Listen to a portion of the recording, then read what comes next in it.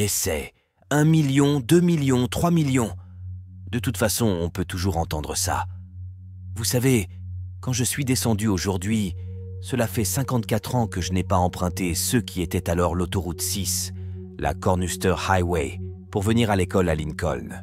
Et même à cette époque, il y avait beaucoup de nostalgie derrière cela, parce que mon père avait fréquenté l'université du Nebraska dans les années 1920. Il était rédacteur en chef du Daily Nebraskan, et un jour, une jeune femme de West Point, étudiante, est venue postuler pour un emploi de journaliste au Daily Nebraskan. Non seulement mon père l'a embauchée comme journaliste, mais il l'a épousée peu de temps après. Donc mes deux parents étaient présents ici. Mon grand-père, du côté de ma mère, était ici dans les années 1890. Beaucoup de bonnes choses me sont arrivées grâce à l'université du Nebraska. J'ai reçu une éducation formidable ici. Je disais aux doyens que la chose la plus précieuse que j'ai apprise ici, bien que j'ai beaucoup appris, était liée à la comptabilité. Nous avions un merveilleux professeur nommé Ray Dean. Il y a peut-être même quelque chose qui porte son nom ici, n'est-ce pas? J'étais allé à la Wharton School. Je suis allé à la Columbia Graduate School par la suite et j'ai suivi beaucoup de cours de comptabilité. Mais de loin, la meilleure instruction que j'ai reçue en comptabilité est venue de Ray Dean. Et il n'y a rien de plus important. Les gens me demandent ce qu'ils devraient suivre en école de commerce, ou même s'ils ne font pas d'école de commerce, ce qu'ils doivent savoir avant de se lancer en affaires. Je leur dis qu'ils doivent comprendre la comptabilité. C'est la langue. Ce serait comme être dans un pays étranger sans connaître la langue. Si vous êtes en affaires et que vous ne comprenez pas la comptabilité, vous devez être aussi à l'aise avec ça qu'avec la langue anglaise. Cela m'a rapporté beaucoup d'argent parce que j'ai écouté ce que Ray Dean avait à dire. Il y a 53 ou 54 ans, j'ai pu comprendre ce que je voyais sur des morceaux de papier, ce que cela me disait sur les entreprises et les limites de ces informations. Hier, j'étais à Knoxville, Tennessee, et nous avons acheté une entreprise. Nous avons convenu d'acheter une société appelée Clayton Homes il y a environ une semaine. C'est une grande entreprise dans le secteur des maisons préfabriquées. Nous avons accepté de payer 1,7 milliard de dollars pour cela. J'ai conclu cet accord par téléphone sans jamais rencontrer les gens sur place. Mais j'en avais assez vu en lisant les 10K, 10Q, les rapports annuels.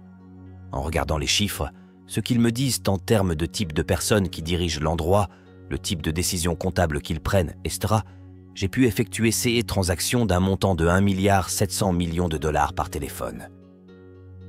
Hier, c'était la première fois que je rencontrais les gens et leur conseil d'administration qui avaient approuvé l'accord une semaine plus tôt.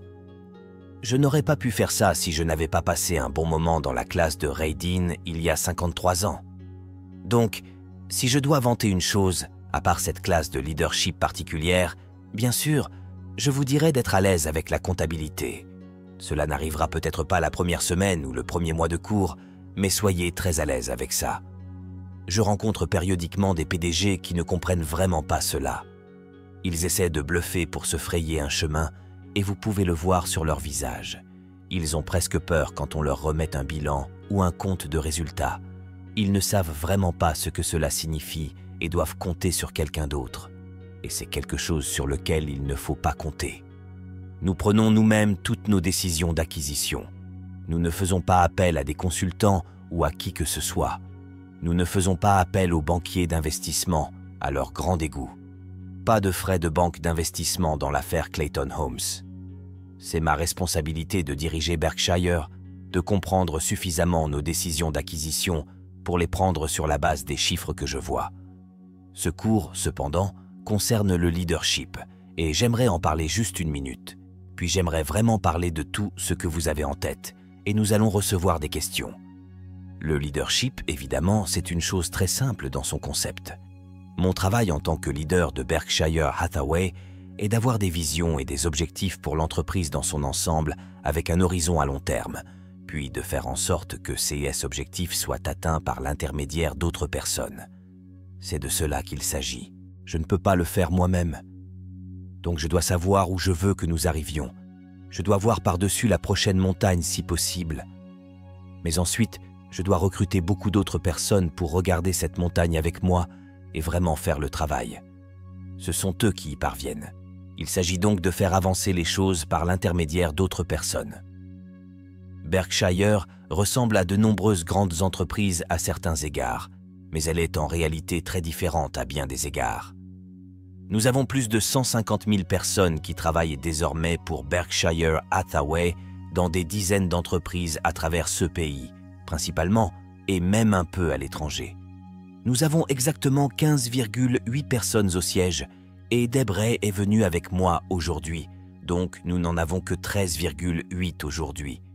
Nous travaillons probablement aussi bien avec ces 13,8 que nous le ferions si Deb et moi étions au bureau. C'est une organisation inhabituelle. Nous avons des dizaines de directeurs opérationnels, de PDG de leurs entreprises qui les dirigent aujourd'hui et ils le font sans aucune directive de leur siège social, à l'exception d'une direction très limitée que je leur donne et que je reviendrai sur dans une seconde. Mais nous avons ces gens et c'est un groupe inhabituel de personnes qui dirigent COS Entreprises parce que la plupart d'entre eux nous ont vendu leur entreprise et ils sont très, très riches. Les 3/4 de nos managers n'ont pas besoin de travailler financièrement. Ils n'ont aucune raison financière de travailler.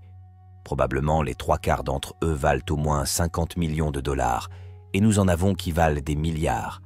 Et pourtant, ces gens sautent du lit tous les matins, travaillent, et ils travaillent le week-end. Et ils adorent travailler. Et pourquoi? Et quelle en est la clé? Eh bien, la clé est vraiment la même raison pour laquelle je continue à travailler. J'ai 72 ans. Je reçois la sécurité sociale maintenant, donc je devrais être en Floride, à jouer aux jeux de palais ou quelque chose du genre. Mais je peux faire tout ce que je veux dans le monde. Ce que je veux faire, c'est diriger Berkshire Hathaway. Pourquoi est-ce que je veux l'exécuter de cette façon? Il y a plusieurs choses. Je peux peindre mon propre tableau. J'y vais tous les jours et j'ai l'impression, vous savez, je me sens comme Michel-Ange. Là, vous savez, je travaille sur la chapelle Sixtine ou quelque chose comme ça. Personne d'autre ne peut penser que c'est un superbe tableau, mais je peux peindre mon propre tableau. Personne ne me remet en question. Je n'ai pas de gens qui disent « Pourquoi n'utilisez-vous pas un peu plus de peinture rouge que de peinture bleue ?» Pourquoi ne peignez-vous pas un paysage marin plutôt qu'un paysage? Je peux faire mon propre truc. C'est une forme de créativité. C'est exactement comme si quelqu'un se sentait un golfeur professionnel ou quelqu'un se sentait un peintre. Ils ne le font pas avant tout pour l'argent. Ils le font parce qu'ils aiment bien faire quelque chose et que cela se trouve sur la voie de leur talent. C'est ça. Et la deuxième chose que j'aime, franchement, c'est que j'aime les applaudissements. J'aime l'appréciation. J'aime donc avoir des actionnaires qui se sentent satisfaits de ce que j'ai fait. J'ai une tante de 96 ans. Son mari est également allé à l'université du Nebraska. Elle a tout son argent à Berkshire Hathaway et elle compte sur moi. Elle est à Palm Springs maintenant et toute sa valeur nette est dans le Berkshire. J'ai des cousins et tous les membres de notre famille ont tout leur argent dans le Berkshire. Sis Jens compte sur moi. Et c'est plutôt amusant d'avoir quelque chose qui vous permet de réellement apporter quelque chose à d'autres personnes et de changer leur vie de manière positive. En fait, nous avions un couple dont personne n'avait entendu parler jusqu'à il y a quelques années, les Othmer. À New York, ils venaient d'Omaha. Don Othmer est allé à Central High. Beth Othmer, je ne sais pas dans quel lycée elle est allée à Omaha, probablement South High. Ils ont laissé 750 millions de dollars à leur mort. Personne n'en a jamais entendu parler. Et je pense qu'une partie substantielle, oui, est allée ici à l'université du Nebraska. Ce fut probablement une surprise totale pour l'université quand ils ont reçu, je ne sais pas, vous avez probablement reçu environ 150 millions. Ouais, eh bien, vous devriez remercier les Alper, mais néanmoins, vous voyez l'argent. Vous voyez de bonnes choses en sortir, donc c'est amusant. C'est mieux que de jouer au golf tous les jours ou quelque chose du genre. Alors je me demande si c'est ce qui m'excite. Qu'est-ce qui va exciter ces managers qui dirigent des choses comme Clayton Homes ou où nous avons une entreprise, Flight Safety, qui forme plus de pilotes que quiconque dans le monde. Flight Safety est dirigé par un homme de 85 ans, Al Yoshi. Al a démarré l'entreprise en 1951. Il forme désormais 4 ou 5 fois plus de pilotes que de pilotes non militaires dans le monde. Et il est là à 85 ans et c'est de notoriété publique. Il possède pour $1 milliard d'actions Berkshire. Il travaille 7 jours par semaine. Il adore ça. Et il aime ça pour la même raison que j'aime ce que je fais. Il peut le faire à sa manière. Il achète ces gros simulateurs dans lesquels vous formez les pilotes. Il n'a pas besoin de me demander s'il doit dépenser 15 millions pour un simulateur. Il ne me le demande pas. Il en sait bien plus que moi. Pourquoi diable me demanderait-il ? Eh bien, je ne peux pas dire dans quel genre d'avion je me trouve quand je vole. Et Al dépense quelques centaines de millions de dollars par an en simulateur. Il dépense de l'argent pour Berkshire Hathaway. Et il ne vérifie jamais auprès d'Omaha. Il n'a jamais eu besoin de venir à Omaha pour tout type de réunion. Il dirige sa propre entreprise. Et c'est ce qu'il aime dans la vie. Et je l'ai laissé faire. C'est ma contribution. C'est qu'il libère vraiment ses énergies. Et vous savez, ils étaient correctement dirigés avant que nous achetions la société il y a 7 ou 8 ans. Pourquoi devrais-je penser qu'ils ne pourraient plus continuer à le diriger après ça ? Comme je l'ai dit, à 85 ans, ils le dirigent toujours. La deuxième chose que nos managers aiment, en plus de peindre leur propre tableau, c'est qu'eux aussi aiment les applaudissements. J'essaie de rapporter avec précision dans mon rapport annuel ce qu'ils ont accompli, et ils ont accompli beaucoup. Vous avez entendu Suzanne Jack, je pense, il y a quelques semaines ici. Suzanne est venue chez Borsheim et elle gagnait $4 de l'heure.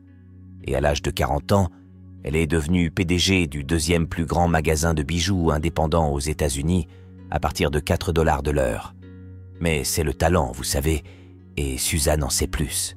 Je ne connais rien aux bijoux, vous savez, et vous pourriez me donner un faux diamant ou un vrai diamant, je ne pourrais pas faire la différence. Mais si je commençais à dire à Suzanne quoi commander en matière de bijoux, ou si je commençais à lui dire quel genre de conditions accorder aux clients ou qui embaucher, quelque chose comme ça, vous savez, elle n'a pas besoin de ça dans la vie. Elle possède vraiment Borsheim, vous savez. Nous avons le certificat d'action. Nous obtenons les bénéfices. Mais c'est son bébé. C'est son bébé. Elle décide de tout dans cet endroit. Et c'est donc sa création. Ce sentiment d'appartenance est vraiment extraordinaire. Et c'est tellement mieux. C'est la façon dont j'aime travailler. Et c'est comme ça que Suzanne Jack aime travailler. C'est ainsi qu'Al Uelchi aime travailler. Et Suzanne, elle est géniale. Comme tout le monde dans ce monde, elle aime être appréciée. Il y aurait quelque chose qui ne va pas chez elle si elle ne le faisait pas. Et la vérité est que personne ne l'apprécie plus que moi. C'est un talent, et nous avons de la chance de l'avoir. Et nous avons la chance d'avoir tous ces autres managers. Donc, le leadership à Berkshire consiste en réalité à prendre un groupe de gens qui, dans une analogie avec le baseball, seraient des frappeurs de 400, à leur donner simplement la batte et à leur dire de lever leur assiette et de prendre un grand coup. Il n'y a pas grand-chose à part ça. Une chose que je fais, c'est de leur envoyer une lettre. Nous n'avons pas de réunion à Omaha. Certains de nos managers, vous savez, il n'y a pas de réunion. Et il n'y a pas de catéchisme ou quoi que ce soit d'autre. Une fois tous les 2 ans, je leur envoie une lettre. C'est ça, une lettre d'environ 1 page et demie. La seule instruction qu'ils reçoivent de nous, c'est qu'ils ne nous envoient pas de budget. Nous ne nous en soucions pas. Certaines entreprises utilisent des budgets, d'autres n'en utilisent pas. Nous nous y adaptons. Certains des managers avec qui je parle quelques fois par semaine parce qu'ils aiment parler fréquemment. Je parle à certains d'entre eux littéralement 1 fois par an parce qu'ils n'aiment pas me parler. Et peu importe, vous savez, c'est à eux de décider. Moi, je m'adapte à eux. La seule chose que je leur dis, et cette lettre, envoyée le 20 janvier 2003, dit que 2 ans et demi se sont écoulés depuis mon dernier mémo. Maintenant, combien de grandes entreprises ont des dirigeants qui n'ont pas eu de nouvelles du siège social depuis 2 ans et demi? Cela fait 2 ans et demi depuis mon dernier mémo. Voici quelques points à garder à l'esprit. Et premièrement, et c'est le numéro 1 à chaque fois, cela ne change pas. Cela ne changera pas dans 2 ans, dans 4 ans ou dans 6 ans. Premièrement, nous pouvons nous permettre de perdre de l'argent, même beaucoup d'argent. Nous ne pouvons pas nous permettre de perdre notre réputation, même une parcelle de réputation. Assurons-nous que tout ce que nous faisons en affaires puisse être rapporté en première page d'un journal national dans un article rédigé par un journaliste hostile mais intelligent. Dans de nombreux domaines, y compris les acquisitions, les résultats de Berkshire ont bénéficié de sa réputation et nous ne voulons rien faire qui puisse la ternir. L'année dernière, Berkshire a été classé par Fortune comme la 4e entreprise la plus admirée au monde. Cette année, nous étions 3e aux États-Unis. Ils viennent de le publier. Il nous a fallu 37 ans pour y parvenir, mais nous pourrions le perdre en 37 minutes. Et c'est le message. Nous pouvons perdre de l'argent. C'est plus agréable de gagner de l'argent, mais nous devons trouver des moyens de gagner de l'argent. Cependant, nous ne pouvons pas perdre une réputation. Vous ne la récupérez pas. J'ai dit 37 minutes, mais vous pouvez la perdre beaucoup plus vite que cela. Vous pouvez la perdre en 5 minutes. En fait, je parlais à Bruce en arrivant, et il a travaillé autour de Salomon Brothers. Je suis retourné là-bas il y a 11 ans parce que cette entreprise, qui avait le 2e plus grand bilan aux États-Unis à cette époque, était une entreprise prééminente à Wall Street. John Gutfreund, qui l'avait dirigé, avait sa photo sur la couverture de Business Week en tant que roi de Wall Street. Et en avril, fin avril 1991, il a pris une décision fatidique. On lui a signalé qu'un employé en aval avait enfreint certaines règles du Trésor américain et avait essayé de manipuler le marché. John n'a signalé ce fait ni au Trésor, ni à la Réserve fédérale, ni à la SEC, ni à personne d'autre. Il n'a rien fait de mal lui-même, mais il a simplement tardé à agir. Il ne l'a pas signalé. Le président de l'entreprise, Tom Strauss, n'en a pas parlé non plus. Si vous avez vu l'émission de Katie Couric dimanche soir sur le jogger de Central Park, Tom Strauss était là, mais il a fini par perdre son poste. Il était président de Salomon Brothers. John Gutfreund était président. John, un homme bien. Ils n'ont rien fait. Ils ont traîné. Et après quelques semaines, le même gars qui avait commis les actes répréhensibles plus tôt, le 15 mai, a refait la même chose lors d'une vente aux enchères de titres du Trésor. Et maintenant, ils étaient dans un terrible pétrin. Parce qu'ils savaient que ce type était un mauvais acteur vers le 28 avril, et ils n'avaient rien fait. Et maintenant, le 15 mai, il refait la même chose. Et maintenant, s'ils y vont, ils commencent à se sentir, s'ils en parlent, les gens diront « Pourquoi n'étiez-vous pas là avant ?» Alors ils ont juste continué à essayer de chasser cela de leur esprit et de faire autre chose. Et cela a failli détruire l'entreprise. Cela a détruit leur carrière. John Gutfreund avait passé 30 ans à Wall Street et avait une excellente réputation. Le roi de Wall Street a été renversé par un simple acte d'omission. Il lui suffisait de décrocher le téléphone. Jerry Corrigan était à la tête de la fête de New York. Il aurait dû décrocher le téléphone et dire « Jerry, tu ne vas pas le croire, mais ce type fou de notre service des opérations, Paul Moser, vient de faire ça, et je suis terriblement gêné. Que pouvons-nous faire pour régler ça ?» Et Jerry Corrigan, étant Jerry Corrigan, serait devenu rouge au visage et serait devenu très en colère et aurait prononcé beaucoup de langage que je ne pourrais pas répéter ici. Mais à la fin, il aurait dit « Merci d'avoir appelé et de nous en avoir parlé immédiatement. Nous vous imposerons une amende si nécessaire. » Et le lendemain, l'entreprise aurait bien fonctionné. Mais John Gutfreund n'a pas agi quand cela comptait. Et Tom Strauss, qui était numéro 2, de la même manière. Plus tard, ils ont été condamnés à une amende et expulsés du secteur des valeurs mobilières, et Salomon a à peine survécu. L'avenir de 8000 employés dans le monde a été réellement compromis à cause de cet acte unique. Alors appliquez simplement le test du journal. C'est ce que je dis à nos managers. Je pourrais avoir un livre d'éthique de 1000 pages. Je pourrais avoir toutes sortes de règles et des centaines de personnes pour les faire respecter. Mais en fin de compte, tout. Ce que vous avez à faire, c'est d'y penser. Vous devez vous demander, voudrais-je vraiment que ce que je fais fasse la une du journal de demain, lu par mes parents, mon conjoint, mes enfants, mes voisins, mes collègues? Et si cela vous gêne, oubliez ça. Vous allez tous réussir financièrement. Ce qui est bien, c'est que vous vivez en Amérique en 2003. Vous ne vivez pas au Bangladesh. Vous ne vivez pas dans l'Amérique de 1790. Vous vivez dans une société avec un PIB de plus de 10 000 milliards de dollars et même en ramassant les miettes, vous obtiendrez de très bons résultats. Il faut essentiellement 3 qualités pour réussir, voire extrêmement bien, dans ce pays. De l'intelligence, de l'énergie et de l'intégrité. Maintenant, tout le monde dans cette salle possède l'intelligence requise. Vous ne seriez pas ici si ce n'était pas le cas. Cela ne prend pas un QI de 180, même si je suis sûr que vous l'avez tous. Mais cela prend une intelligence raisonnable. Vous recevez une excellente éducation. Vous avez l'énergie. C'est pour ça que vous êtes venu à l'école, et cela demande de l'intégrité. Et je dis, si vous n'êtes pas intègre, nous ne voulons pas embaucher quelqu'un qui a de l'intelligence et de l'énergie s'il n'est pas intègre.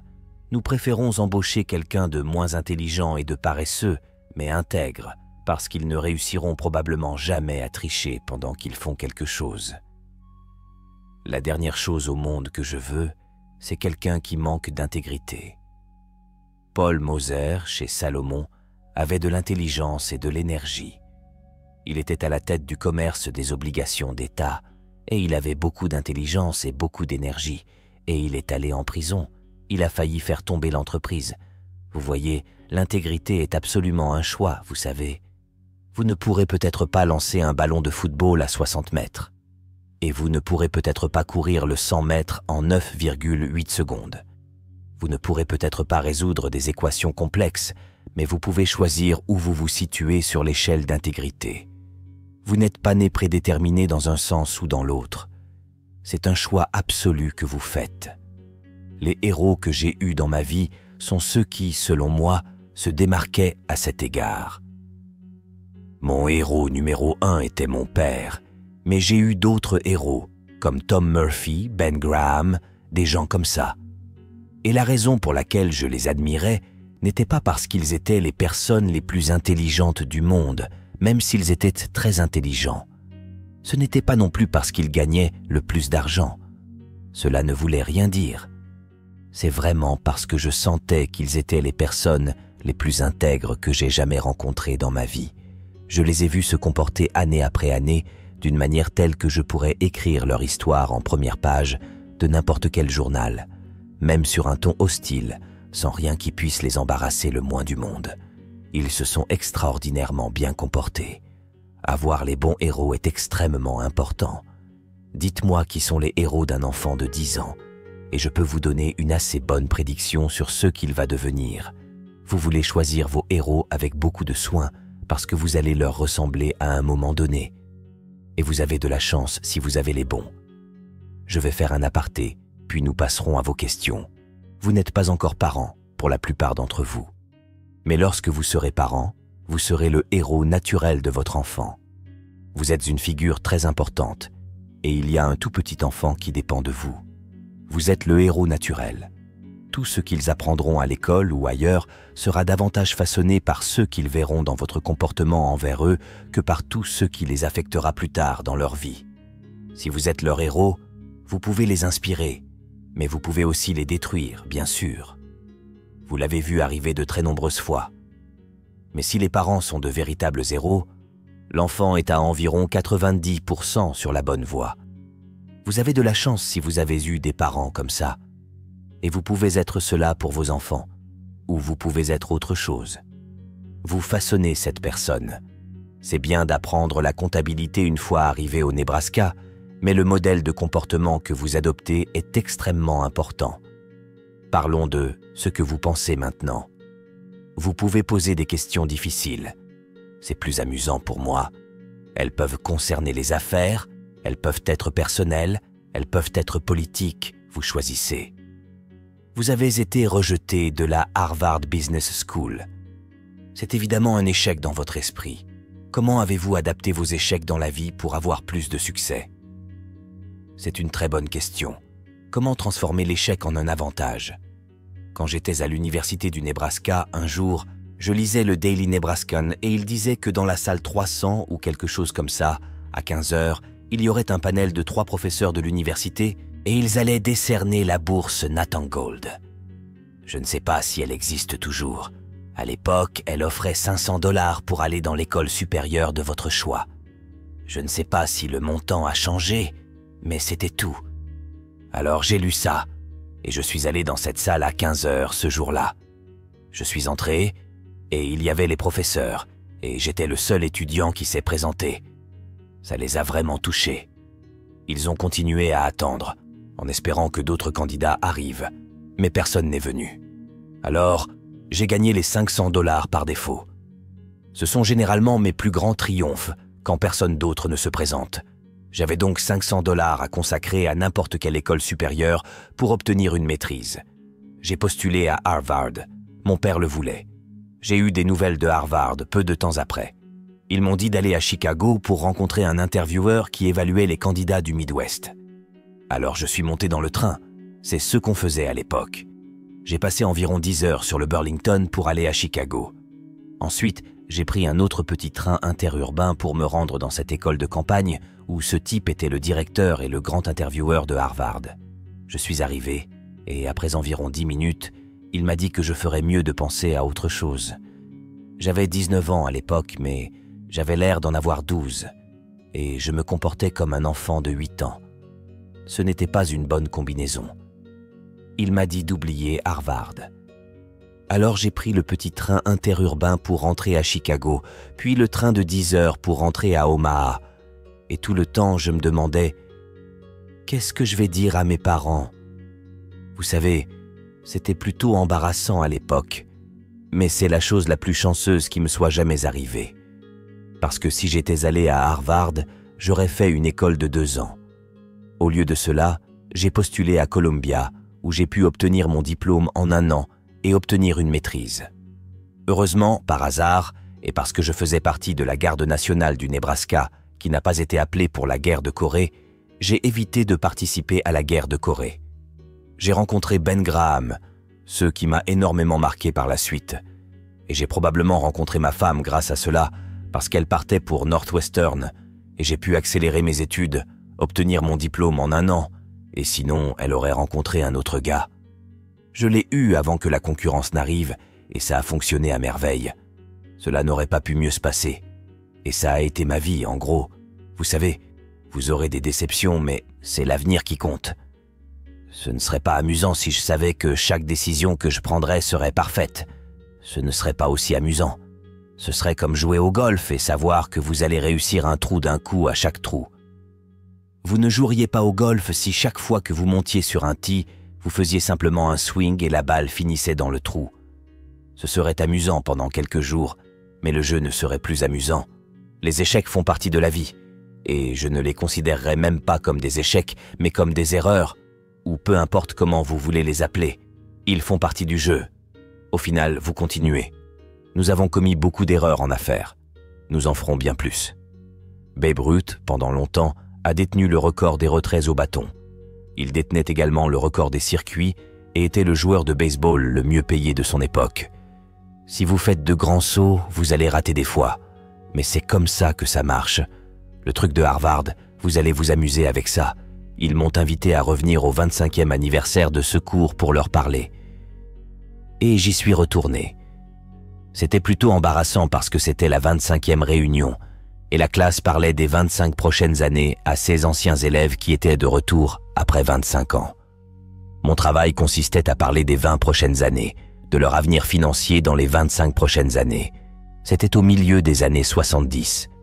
Juste avant moi, dans l'émission, Masters et Johnson parlaient des 25 prochaines années de leur vie sexuelle. Donc personne n'est resté pour mon discours. Mais ce soir-là, à la réunion des anciens, le gars qui était présent en classe a dit « Nous sommes assez grands pour admettre quand nous faisons des erreurs ici et nous avons refusé ce type. Maintenant, nous aimerions en faire un membre honoraire de la classe. » Ils ont voté et tout le monde a voté pour. Je me suis levé et j'ai raconté l'histoire que je vous ai racontée. J'ai dit qu'à l'époque, j'étais plutôt philosophique à ce sujet. J'étais jeune et peut-être que mes notes n'étaient pas très bonnes. J'ai plutôt bien pris le rejet. Mais j'ai dit que maintenant que j'ai rencontré les gens qui sont entrés en classe, je suis vraiment vexé. Comment faites-vous dans votre vie quotidienne pour vous assurer qu'on se souviendra de vous de cette façon? Mon Dieu, il était vieux. Je vais me contenter de ça. Mais la vérité est que, dans une certaine mesure, Berkshire est ma création. Donc j'aimerais que les gens, dans la mesure où les gens considèrent bien ça, c'est ça qui compte. C'est ma peinture, J'espère que les gens regarderont Berkshire. Cela fait maintenant presque 38 ans que je le dirige, et il nous en reste encore 30 ou 40. J'espère que nous avons fait certaines choses différemment des autres sociétés.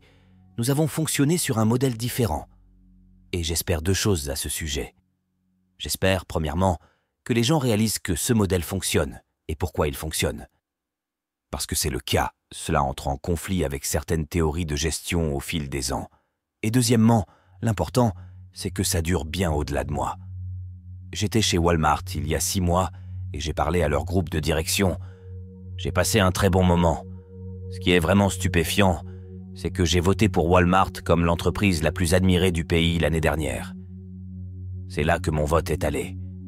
C'était stupéfiant ce que Sam Walton a construit en commençant à Bentonville, Arkansas, avec une camionnette, en affrontant JCPenney, Kmart, Sears et tous ces géants.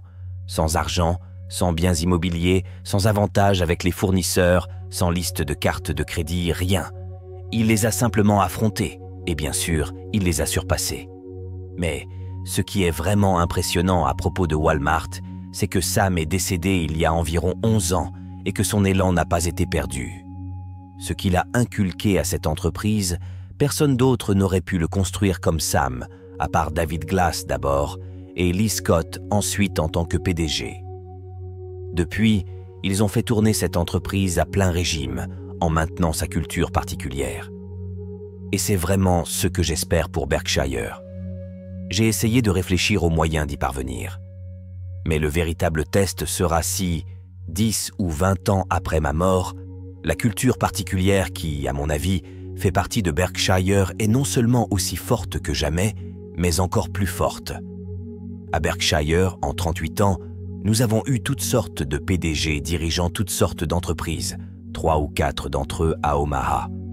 Nous n'avons jamais vu un seul PDG nous quitter, point final. Je ne pense pas qu'il existe un endroit comme celui-là dans le pays. Nous n'avons jamais émis d'option d'achat d'actions. Vous lisez dans les journaux que vous devez avoir des stock options pour attirer des personnes de qualité, ce genre de choses. Nous n'en avons jamais eu. Et au final, je ne sais pas de combien de dizaines de managers on parle, mais personne n'est jamais parti pour un autre poste. Certains d'entre eux se sont vus offrir bien plus d'argent.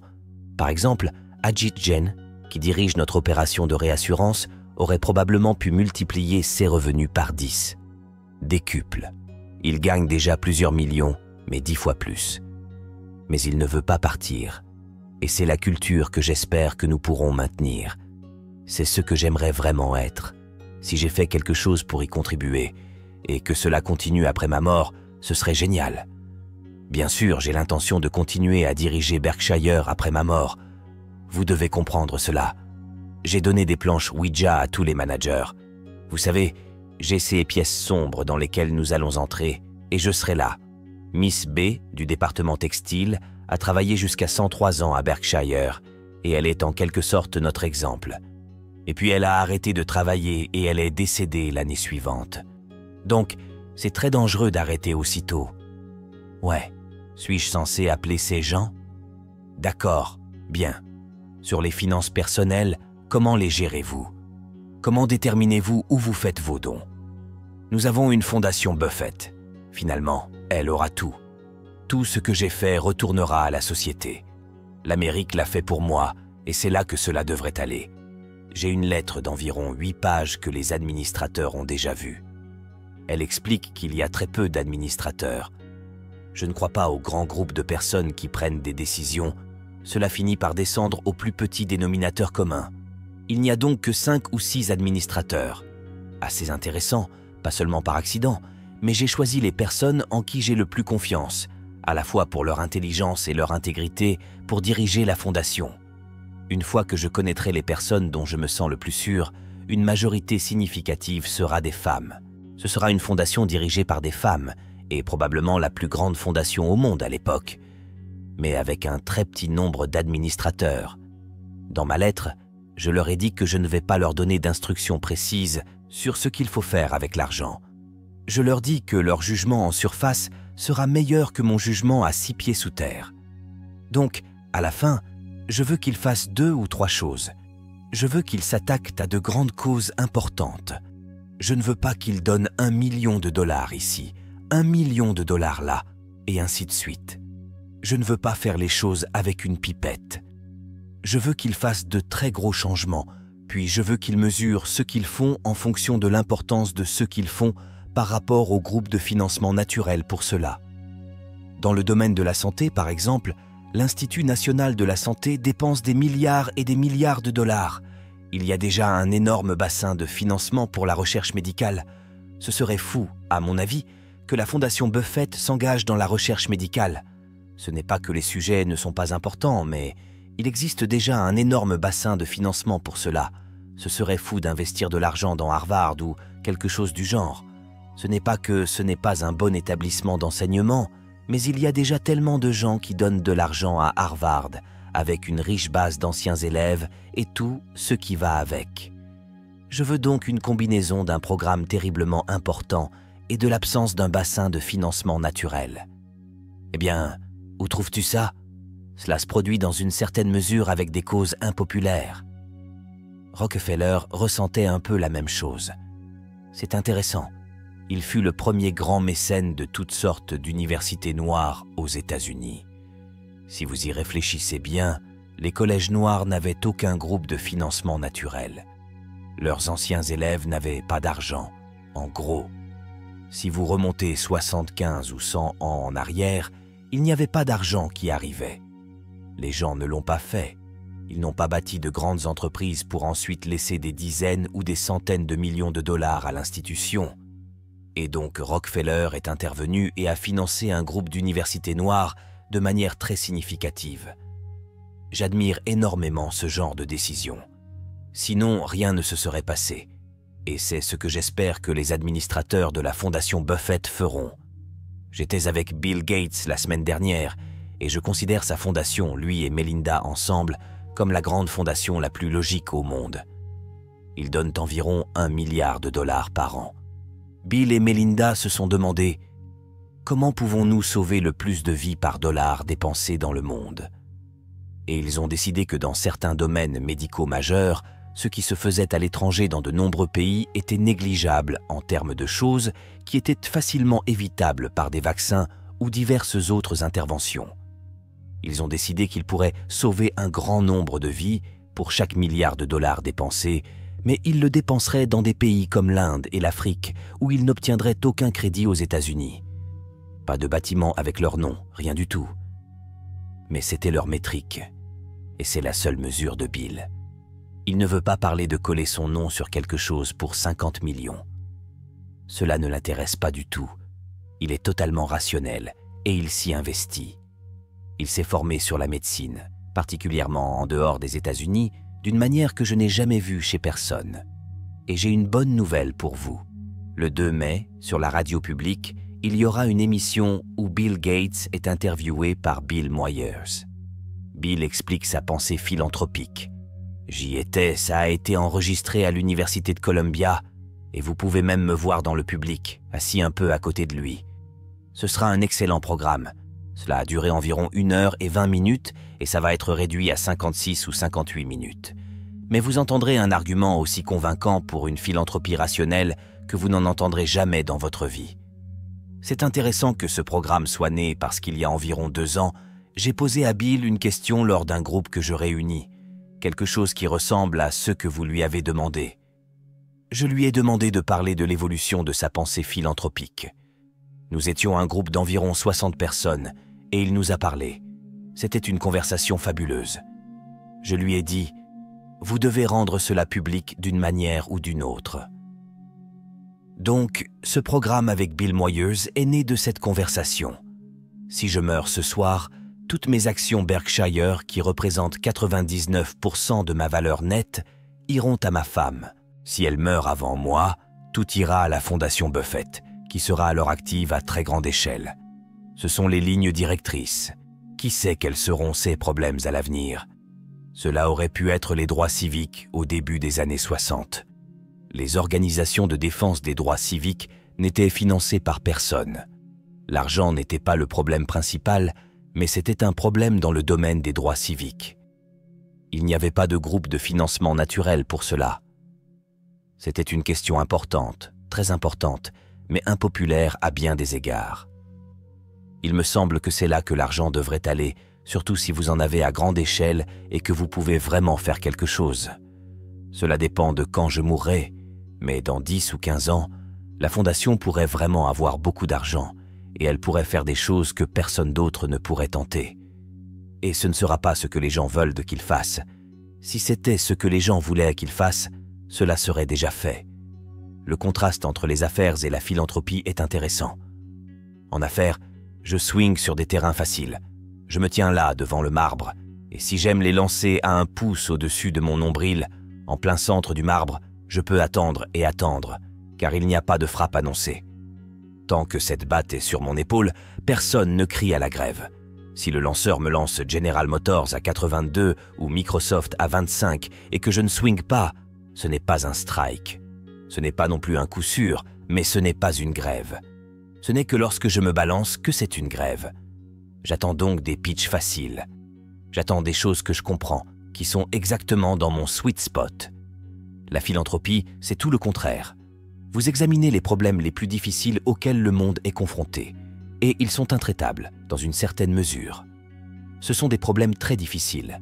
Ils ont résisté à l'utilisation de l'argent au fil des années, et c'est ce qui fait d'eux des problèmes difficiles. Je veux dire, les problèmes que l'on peut résoudre avec de l'argent sont les plus faciles. Ce sont les problèmes qu'on ne peut pas résoudre avec de l'argent qui sont les plus difficiles. Récemment, je me suis impliqué dans quelque chose dirigé par Sam Nunn, l'ancien sénateur, appelé la Asterisk Nuclear Threat Initiative Asterisk. Sam Nunn est aussi bien informé que quiconque au monde sur le sujet des matières nucléaires et des talents nucléaires. Il travaille sur le problème des matières nucléaires qui pourraient devenir accessibles aux terroristes ou au gouvernement pour les imposer au reste de la société. Il y a de grandes quantités d'uranium et de moindres quantités de plutonium dispersées dans le monde, ainsi que de nombreux scientifiques russes au chômage. C'est quelque chose que Ted Turner a mis en place il y a quelques années et que Sam gère. Comme les actions d'AOL Time Warner, qui étaient utilisées pour le financer, ont beaucoup baissé, il manque d'argent. C'est donc une cause dans laquelle je suis impliqué. Ce n'est pas quelque chose qui a un attrait populaire. Vous ne pouvez pas envoyer quelque chose et amener des centaines de milliers de personnes à répondre. Mais c'est le genre de choses que je pense que la Fondation devrait faire. Alors que le gouvernement envisage éventuellement d'éliminer la double imposition sur les dividendes, envisageriez-vous un jour de déclarer un dividende sur vos actions? Et quel type de processus décisionnel suivez-vous lorsque vous recherchez des dividendes? La question est, le gouvernement envisage d'éliminer la double imposition sur les dividendes. Est-ce que cela changerait notre attitude à Berkshire en matière de paiement de dividendes? Et quel genre de cadre de prise de décision avons-nous pour décider si nous versons ou non des dividendes? Berkshire, que j'ai repris en 1965, a payé 10 cents par action une seule fois, à la fin des années 60. Je ne m'en souviens pas très bien. Je l'ai bloqué de mon esprit. C'était le seul dividende que nous avons payé. La détermination est très simple en ce qui concerne les dividendes.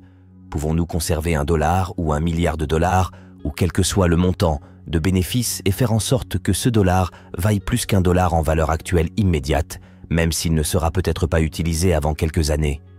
En d'autres termes, est-ce que ce dollar vaut plus qu'$1 s'il est conservé dans l'entreprise, en oubliant complètement les impôts, en supposant une société totalement libre d'impôts sur les dividendes? Jusqu'à présent, la réponse à cette question a été oui.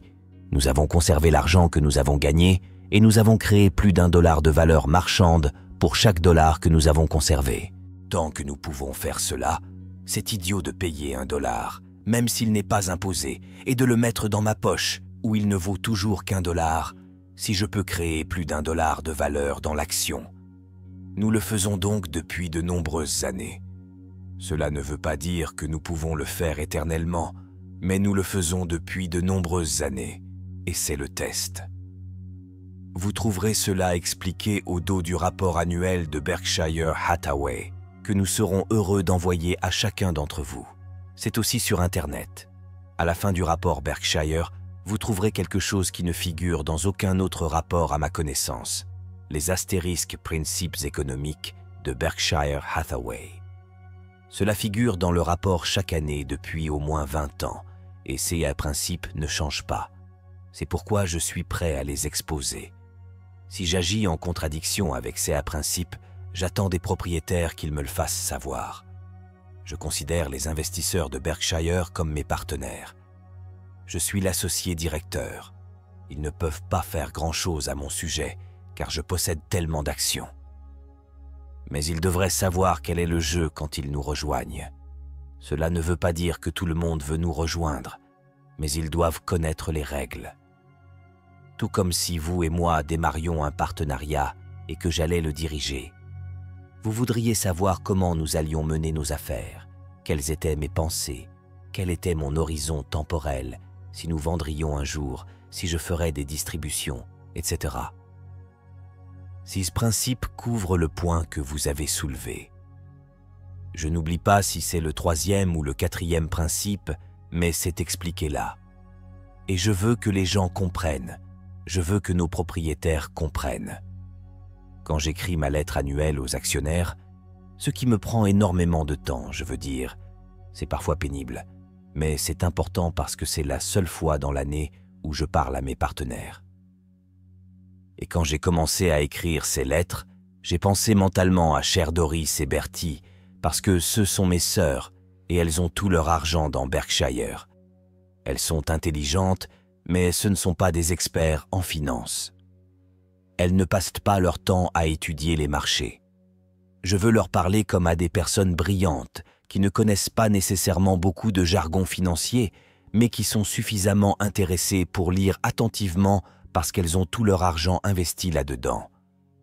Je n'ai donc pas à m'inquiéter d'être bref ou de simplifier à l'excès. Si je parle de leur argent, j'ai probablement leur attention, et je les prends en considération jusqu'à la toute fin. Puis je m'adresse à Doris et Bertie, et par extension, à tous les actionnaires de Berkshire. Mais je veux leur dire exactement dans quoi elles sont impliquées. Je veux que ce soit comme si nos rôles étaient inversés. C'est toujours le test. Si Doris et Bertie dirigeaient l'entreprise et que je vivais à Carmel, en Californie, comme Bertie, que voudrais-je entendre d'elles, les gestionnaires? L'une des choses que je voudrais entendre, c'est exactement la question que vous avez posée. Quelle est votre attitude concernant la distribution de l'argent de l'entreprise? Parce que je peux prendre cette décision avec le conseil d'administration et elles ne le peuvent pas. Certaines directions retiennent l'argent qui appartient réellement à leurs propriétaires parce qu'elles aiment construire un empire. D'autres le font par peur ou pour d'autres raisons. Je pense que je le fais pour une raison rationnelle et je veux expliquer cette raison, mais je leur dis aussi comment me tester sur ce point parce que je pense que je devrais être testé. C'est une relation très importante qui s'est, à mon avis, détériorée au fil des années entre la direction et les propriétaires. Au cours des 10 dernières années, il y a eu un glissement, à mon avis, dans le comportement des PDG américains. Bien sûr, il y a des exceptions, mais c'est très intéressant parce que ce ne sont pas des escrocs ou quoi que ce soit. Il y en a quelques-uns et ils ont reçu beaucoup de publicité ces derniers temps, mais la plupart se sont simplement comportés comme la plupart des humains. Ils ont en quelque sorte adopté le comportement de ceux qui les entourent. C'est pourquoi il est payant de passer du temps avec des gens meilleurs que vous. Si vous traînez avec des gens meilleurs que vous, vous deviendrez meilleur vous-même. Ma femme, par exemple, a cet effet sur les gens. Tout le monde se comporte mieux en sa présence, moi y compris. D'autres personnes, en revanche, peuvent vous tirer vers le bas. Quand j'étais dans la garde nationale et que nous allions au camp, en 1 heure environ, je lisais des bandes dessinées et presque tout le monde faisait de même. Le langage devenait grossier, tout dégringolait. Eh bien, ce qui est arrivé aux PDG américains dans les années 90, c'est que leur comportement, leur éthique situationnelle, a en quelque sorte fait baisser les normes comportementales. Comme Mae West l'a dit un jour à propos de sa carrière, « J'étais tellement pur, mais j'ai dérivé. » Et la direction américaine a dérivé dans une certaine mesure pendant cette période. Je pense qu'il est très important de comprendre cette relation. Les gens vous ont donné leur argent chez Berkshire Hathaway ou dans toute autre entreprise, et je suis, en fait, un administrateur pour eux. La question est qu'ils devraient, puisque je contrôle les lieux, connaître les règles. Donc, si vous allez sur notre site web, à la fin du rapport, il y a quelque chose qui s'appelle les astérisques principes économiques, et nous essayons de discuter de tout ce qui est important. Je leur dis que je vais les y mettre chaque année pour qu'ils puissent me demander des comptes. Vous avez parlé un peu de la flexibilité de vos nombreuses entreprises. Et ce TRA, pourriez-vous développer un peu les qualités personnelles et professionnelles que vous recherchez chez les dirigeants que vous placez dans ces entreprises? La question concerne les qualités personnelles que nous recherchons chez les cadres que nous plaçons dans nos différentes entreprises. La première chose, c'est que nous ne les plaçons généralement pas. Ils viennent avec l'entreprise. Nous n'avons personne à placer, donc j'ai parfois le problème de remplacer un PDG si quelqu'un décède, mais la plupart de nos PDG sont déjà en place. Par exemple, Clayton Homes, que nous achetons, est dirigé par Kevin Clayton. Nous n'y mettrons personne. Il continuera à diriger comme avant. Mais en termes de qualité personnelle, lorsqu'un vendeur vient me voir avec une affaire, que ce soit Clayton ou l'un des autres, comme Ike Friedman chez Borsheim ou Miss B chez Nebraska Furniture Mart, la première question que je me pose est « Aiment-ils l'argent ou aiment-ils l'entreprise ?» Parce que je compte sur eux pour diriger l'entreprise, je dois décider s'ils sont motivés par la passion pour leur entreprise ou simplement par l'appât du gain. Il n'y a rien de mal à aimer l'argent. Je veux dire, ils aiment tous l'argent, mais ils doivent aimer le business. Ils doivent avoir une passion pour ça. Parce que si je leur donne beaucoup d'argent et qu'ils aiment l'argent mais pas le business, peu importe ce qu'ils me disent, dans 6 mois, ils seront partis. Vous savez, ils vont tout d'un coup se demander « Pourquoi est-ce que je me lève à 7 heures du matin juste pour envoyer beaucoup d'argent à Omaha ?» Ça ne marchera pas. Il faut donc qu'ils aiment le métier. Je veux des gens passionnés par le business. J'avais l'habitude de dire que j'avais un formulaire d'emploi d'une seule ligne, avec une seule question. Êtes-vous un fanatique? Si vous avez répondu oui, vous avez obtenu le poste, parce que je veux que quelqu'un soit fanatique de son entreprise. Vous voulez des gens qui aiment enseigner si vous êtes dans une salle de classe. S'ils n'ont pas la passion pour ça, ça ne marche pas très bien. Donc, si nos managers ont cette passion, et ils l'ont, mais tout le monde ne l'a pas. Ce n'est pas le cas des opérateurs financiers. Nous n'avons jamais racheté d'entreprise à un opérateur de LBO, un opérateur financier. Ils s'en foutent. Tout ce qu'ils veulent, c'est s'assurer que votre chèque soit compensé, et ensuite ils sont partis. Cela ne fonctionnera pas si nous essayons d'acheter chez eux. Nous achetons donc auprès de ces gens qui aiment leur entreprise. Mon travail consiste juste à m'assurer que je ne gâche pas tout et que je ne crée pas des conditions qui les amènent à arrêter de l'aimer pour une raison quelconque. Parce qu'ils adorent leur entreprise.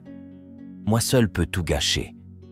Ils se soucient d'être traités équitablement en matière de rémunération, mais ils ne la mesurent pas par rapport aux autres.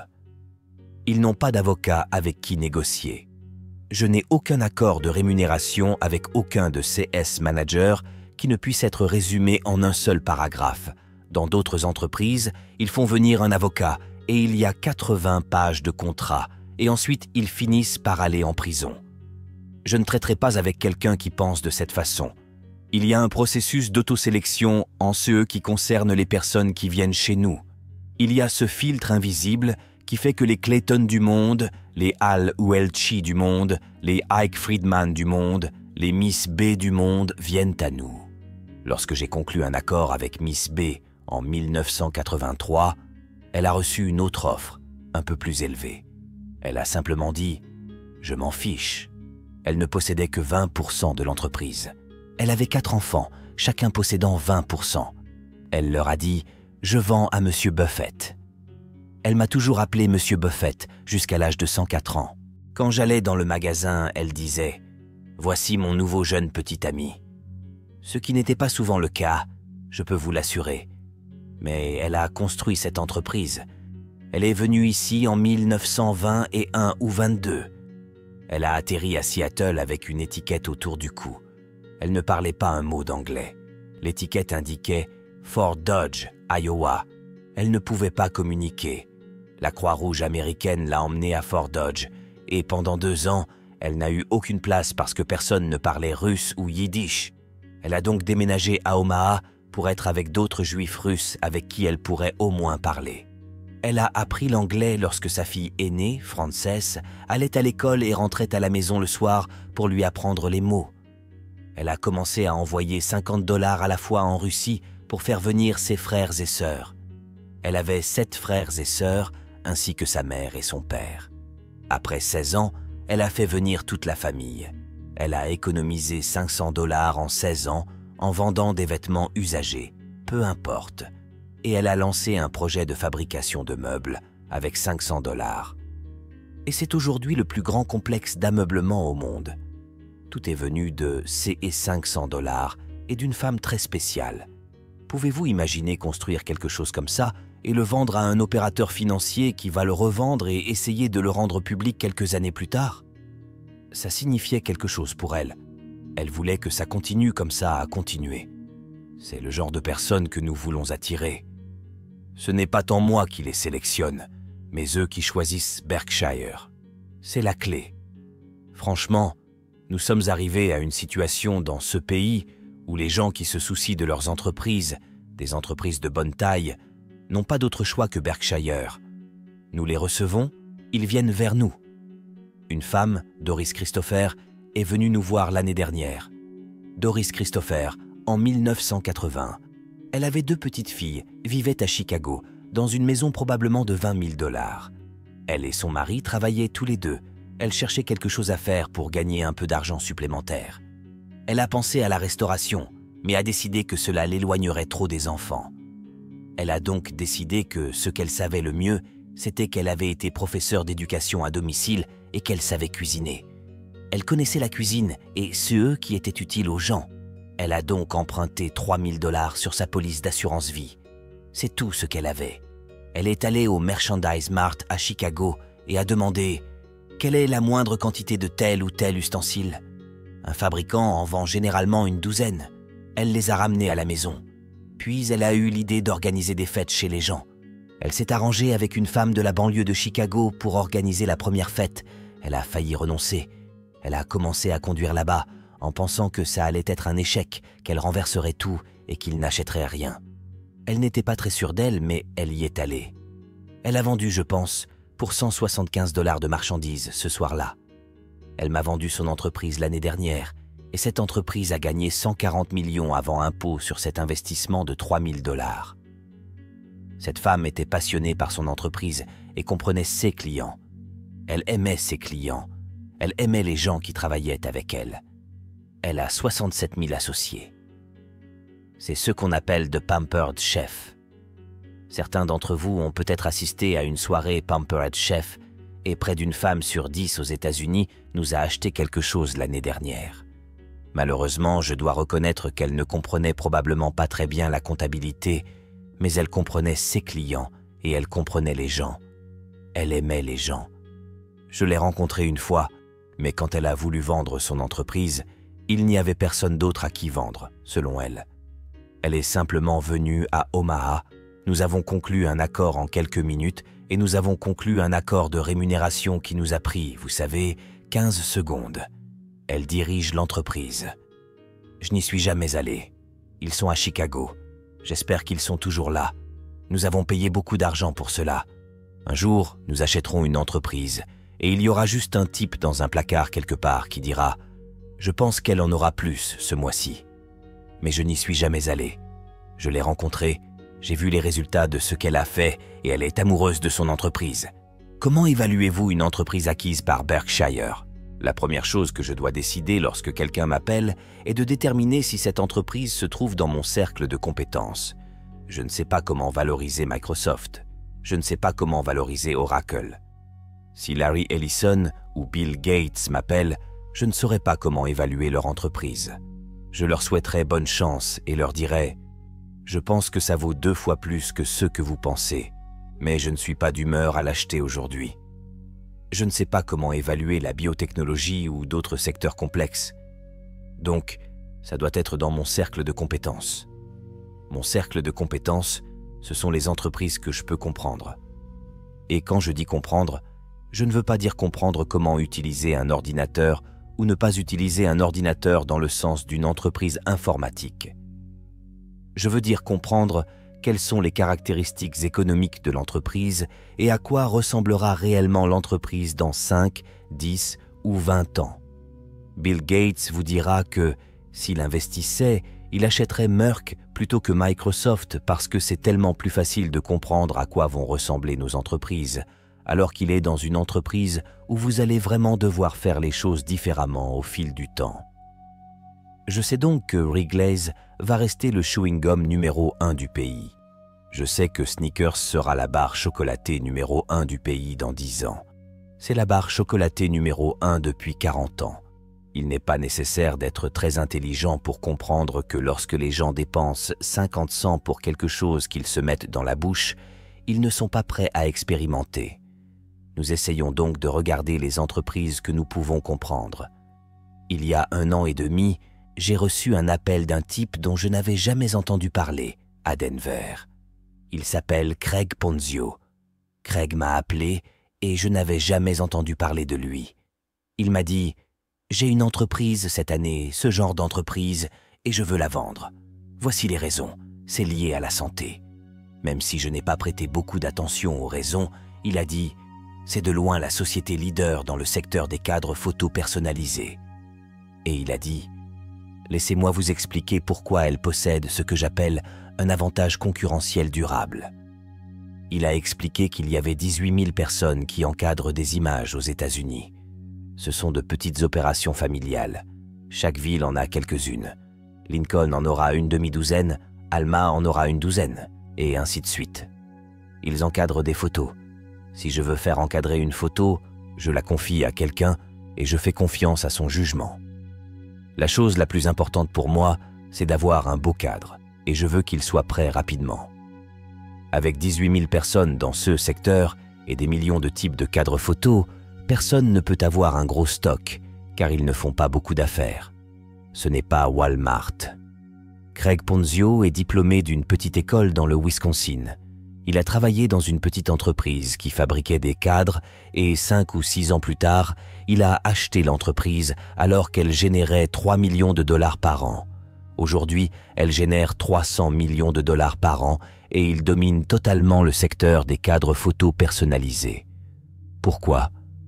Parce qu'il a mis en place un système qui répond aux besoins des 18 000 encadreurs indépendants. Il a une force commerciale qui les visite 6 ou 8 fois par an et il dispose de 22 usines à travers le pays qui peuvent produire le cadre commandé par l'encadreur. Dans 85% des CAS, si la commande est passée avant 17 heures, elle est livrée le lendemain à 15 heures. Maintenant, pensez à cette couverture. C'est ce que veut le client. Il ne se soucie pas de savoir s'il paie 83 ou 88 dollars pour faire encadrer quelque chose. Ils veulent que ce soit fait rapidement. Et ces petits encadreurs indépendants, ces 18 000 personnes, veulent des clients satisfaits. Cela signifie une livraison rapide, une certitude, et tout ce qui va avec. Vous ne pourriez pas construire un système de distribution pour nous concurrencer. Essayez simplement de construire un système de distribution à partir de zéro qui nous enlèverait cette activité. Cela ne peut pas être fait. Craig m'a expliqué tout cela en 15 minutes environ. Je n'avais jamais pensé au secteur des cadres personnalisés, mais j'ai encadré des photos où j'ai demandé à des gens de les encadrer pour moi et j'ai compris le pouvoir de ce modèle. C'était un lundi. Je lui ai dit « Je pense que nous pouvons conclure un accord ». Il est venu mercredi. Il est arrivé à 9 heures et est parti à 10 heures et nous avions un accord. Chaque fois que j'achète une entreprise, je me demande « Si j'avais 1 milliard de dollars et que je voulais rivaliser avec ces gars-là, pourrais-je les faire tomber ? Si vous me donniez 1 milliard de dollars et que vous me disiez de déloger Snickers de la première place des barres chocolatées, je ne saurais pas comment faire. Si vous me disiez de faire en sorte que Wrigley's, Spearmint, Double Mint, Juicy Fruit, tout cela soit renversé de la liste des chewing-gums les plus vendus, je ne pourrais pas le faire. Mais si vous me donniez 1 milliard de dollars et me disiez de détruire tous les magasins de vêtements pour femmes de Lincoln, je pourrais en faire de la chair à saucisse très rapidement. Je n'aurais peut-être pas de très bonnes affaires moi-même, mais je pourrais les détruire. Le véritable test est de savoir si un idiot avec beaucoup d'argent peut détruire votre entreprise s'il décide de vous concurrencer. Nous essayons d'acheter des entreprises où, peu importe qui arrive, elles ont cet avantage concurrentiel durable. Ce sont les 3 mots qui comptent. Vous pourriez être en mesure de prendre cette décision concernant des entreprises pour lesquelles je ne peux pas le faire. Elles doivent être assez simples pour moi. Mais nous achetons des choses comme Fruit of the Loom. Les gens vont-ils arrêter de porter des sous-vêtements? Qui sait? Mais nous vendons 44% de tous les sous-vêtements pour hommes et garçons qui passent par Walmart et toutes les chaînes de grande distribution. Nous avons les coûts les plus bas du marché. Fruit of the Loom est un nom qui existe depuis 1850 ou 60. Si vous pouvez acheter 3 paires de shorts chez nous, ou 6 paires, pour $5,50, alors personne ne les vendra moins cher. Pourquoi achèteriez-vous autre chose? Donc, nous en serons propriétaires, à moins que nous ne gâchions les choses d'une manière ou d'une autre. Nous avons là un slogan publicitaire très puissant. Nous couvrons les fesses des masses. On y arrive en quelque sorte, n'est-ce pas? Ouais, là-haut. Ouais. Pourriez-vous répéter cela un peu plus fort? Je pense que j'en ai saisi la majeure partie, mais réessayez. D'accord, je m'écarte des règles. Ne prenez pas les résultats annuels trop au sérieux.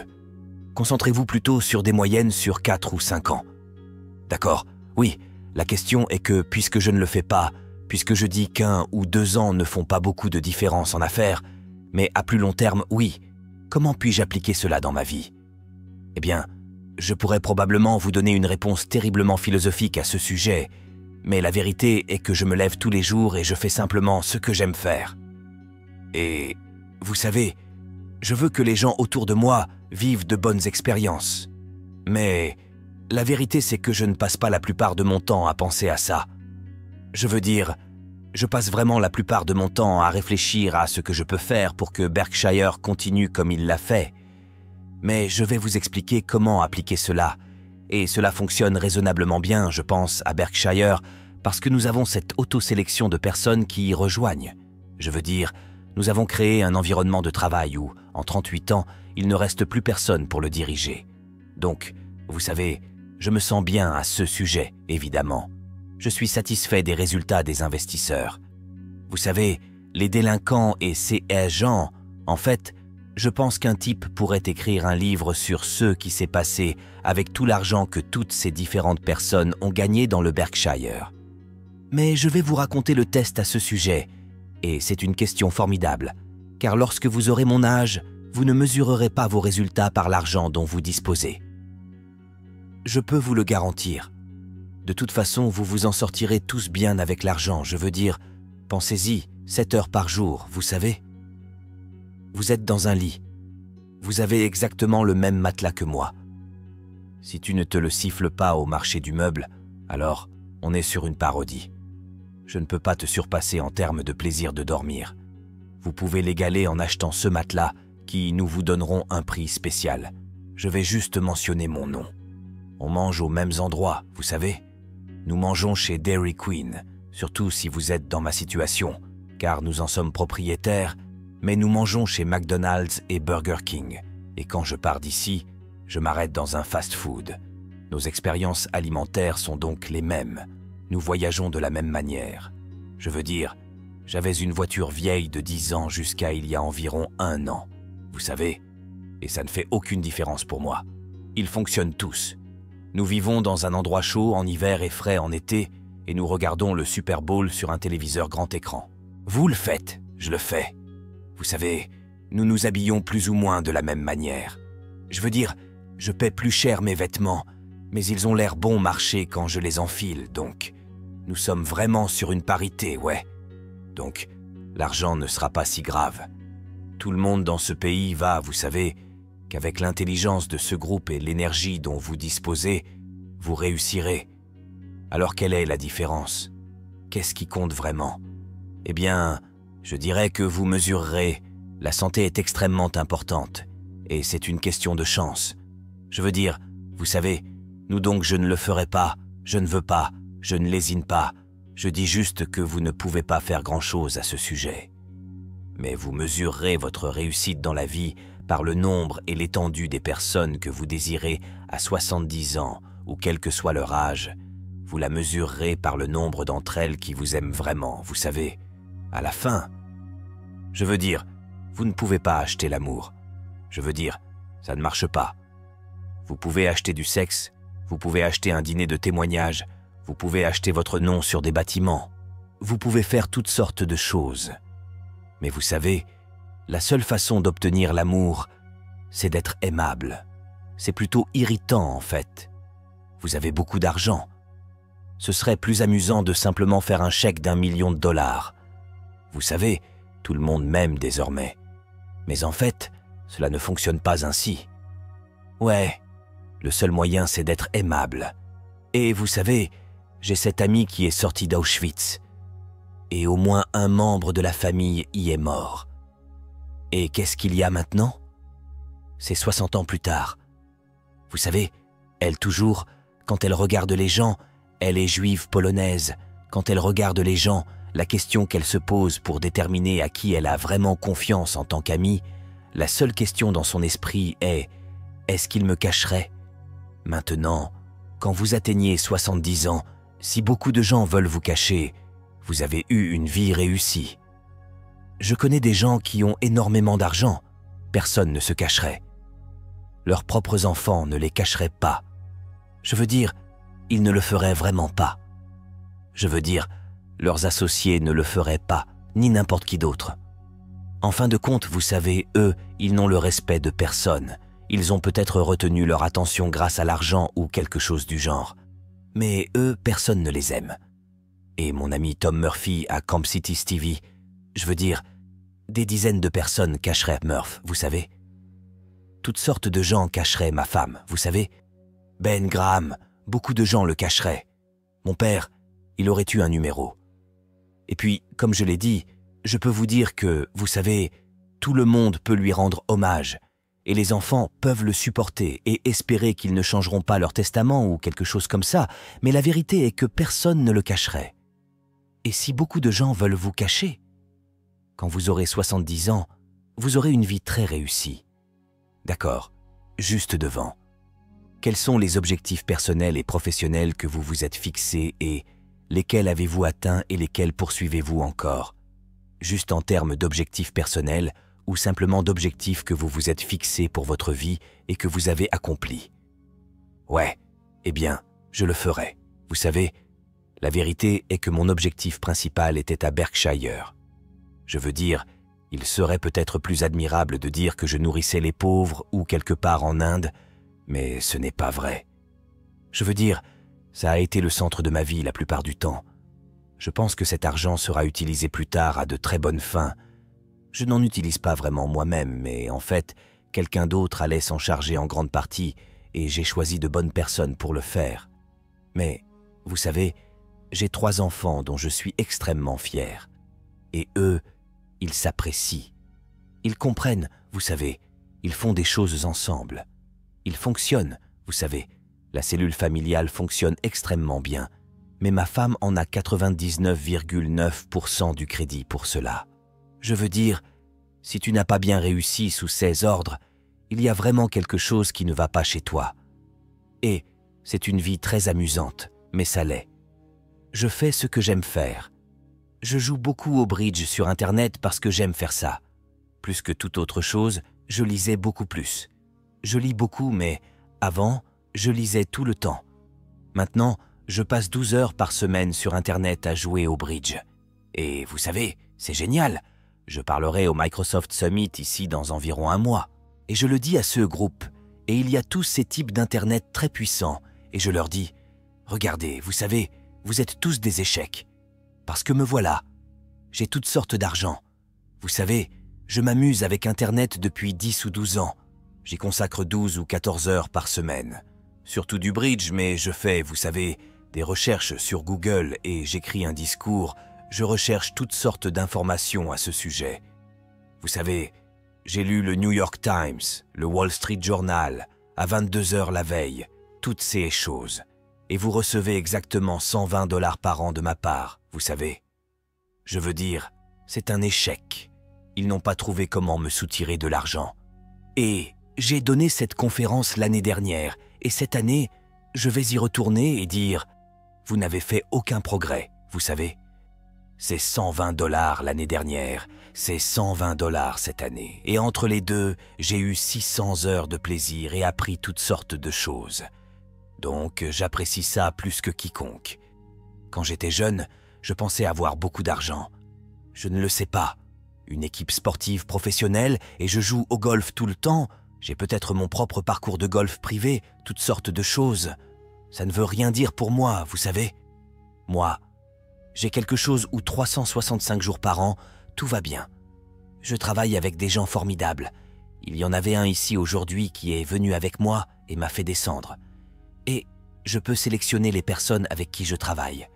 C'est un luxe immense, immense. Je veux dire, littéralement, pensez simplement que si vous deviez travailler pour un patron, vous ne pourriez pas supporter, vous savez, ou travailler avec des gens qui vous font retourner l'estomac. Voilà, je veux dire, ce serait misérable. Donc, le luxe ultime, vraiment, c'est de faire chaque jour quelque chose que vous aimez faire avec des gens avec qui vous aimez le faire. Et j'ai ça. Et par accident, dans une certaine mesure, je dis, si vous acceptez un travail juste pour gagner beaucoup d'argent et que cela vous fait mal au ventre, vous savez, et que vous rentrez chez vous le soir et donnez un coup de pied au chien et tout, ce genre de choses, vous savez, c'est un peu comme se marier pour de l'argent, vous savez, c'est probablement une mauvaise idée quelles que soient les circonstances. Mais si tu es déjà riche, c'est fou, non? Je veux dire, si je me marie pour de l'argent, je veux dire, je me ferai examiner la tête. Et qu'est-ce que ça va faire? Vous savez, et donc vous savez, et nous avons de la chance dans ce pays. Je veux dire, nous avons gagné ce que j'appelle la loterie des ovaires lorsque nous sommes nés dans ce pays. Vous savez, c'était 4 fois où, probablement, vous seriez né en Chine, tout aussi probablement vous seriez né au Bangladesh. Vous savez, vous êtes né dans la plus grande société du monde, alors profitez-en et passez un bon moment. Voyons qui a eu, oh, d'accord, là-haut. Vous êtes tous les deux côte à côte, vous pouvez vous battre. Eh bien oui, c'est une bonne question. Pourquoi est-ce que je reste à Omaha? Eh bien, j'adore ça. Et vous savez, mon grand-père est allé à Central High. Mon père y est allé, ma femme y est allée, mes enfants y sont allés et maintenant mes petits-enfants y sont. Alors oui, mes petits-enfants disent qu'ils ont le même professeur que mon grand-père. Mais il y a une continuité, il y a des amis, il y a toutes sortes de choses. Je veux dire, il n'y a aucun inconvénient à être normal. Je veux dire, j'aime New York quand j'y suis. J'ai une maison en Californie, vous savez, et je me déplace un peu, mais je ne peux rien imaginer de mieux. Je veux dire, vous savez qu'est-ce qu'il n'a pas? J'ai une maison, je n'ai jamais vendu de maison de ma vie. Moi, j'ai une maison. J'ai emménagé dans un 8 de 1950. Je suis là. Quoi? Depuis 45 ans environ. Je suis à 5 minutes du bureau. J'ai emménagé au bureau en 1962. J'y suis depuis 41 ans. On vient juste d'arriver, alors on a pris on prend un étage entier. Il nous a fallu 41 ans pour pouvoir utiliser un étage entier. Un peu décourageant. Mais là me voilà, à 5 minutes du coup d'envoi. Tout est facile et tout fonctionne. Je connais tout, vous savez, j'ai connu les médecins toute ma vie. J'ai connu tout le monde, je me sens connecté. Ma tante enseignait dans le système scolaire public à Omaha, j'ai nommé une universitaire, le prix que je donne en son honneur. Mais je veux dire, tout cela signifie quelque chose. Et j'ai vécu à New York pendant quelques années, j'ai vécu à Washington, D.C. pendant quelques années, je n'ai jamais ressenti ce genre de connexion du tout. Il n'y a donc absolument aucun inconvénient. Vous savez, je reçois les mêmes informations en fait avec Internet et Bloomberg et tout ça. Je sais qu'on peut obtenir n'importe quelle information plus rapidement que moi, et il n'y a aucun inconvénient. Et je pense que cela a été un environnement formidable dans lequel mes enfants ont grandi. Je veux dire, mes enfants ont grandi dans un quartier parfaitement normal. Je veux dire, pas de clôture autour. Non, pas de ghetto doré ou quoi que ce soit du genre. Ils sont allés dans une école publique intégrée. L'école comptait probablement entre 20 et 30% d'élèves noirs pendant 75 ans. Ils ont d'excellents professeurs. Je veux dire, je pense que une partie de l'éducation est une expérience de vie totale. Et je pense que c'est génial que nous ayons un système scolaire public à Omaha. Si je vivais à Washington, à Los Angeles ou à New York, je devrais envoyer mes enfants dans une école privée. Je ne voudrais pas faire ça. Je le ferais parce que je ne l'enverrais pas dans une école très inférieure juste pour prouver quelque chose. Mais ce qui est bien, c'est que je n'ai plus eu à faire ce choix. J'ai des écoles publiques chics, du même genre que celles que j'ai fréquentées. Vous savez, il y a 50 ou 60 ans. Et ils tirent davantage de cette expérience, à mon avis. Ils ont une vision plus équilibrée de la vie grâce à cette expérience que, vous savez, si je les envoyais dans une école privée. En fait, j'étais avec, la semaine dernière, il y avait 6 couples.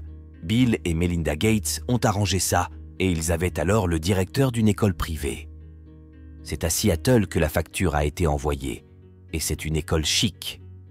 Mais, vous savez, si j'ai déduit du système scolaire public que vous prenez la décision consciente de blesser votre enfant si vous ne l'envoyez pas dans une école privée, si vous en avez les moyens, vous savez, et c'est pourquoi C.S. Jean le font. Et je ne lui en veux pas. Je veux dire, je ferai la même chose. Mais ce qui est bien, c'est que depuis le début, j'en suis sûr, Lincoln aussi. Et dans tout le Nebraska, nous avons conservé un bon système scolaire public. Franchement, je pense que c'est l'une des choses les plus importantes en Amérique, parce que c'est l'une des choses qui ont fait de l'Amérique ce qu'elle est, pensez-y. 1776, 3 millions de personnes en Amérique, 300 millions de personnes en Chine, et 100 fois plus de monde. Ils avaient le même QI que nous. Vous savez, ils avaient les mêmes capacités physiques et tout. Ce genre de choses. Ils avaient une culture qui remontait très loin.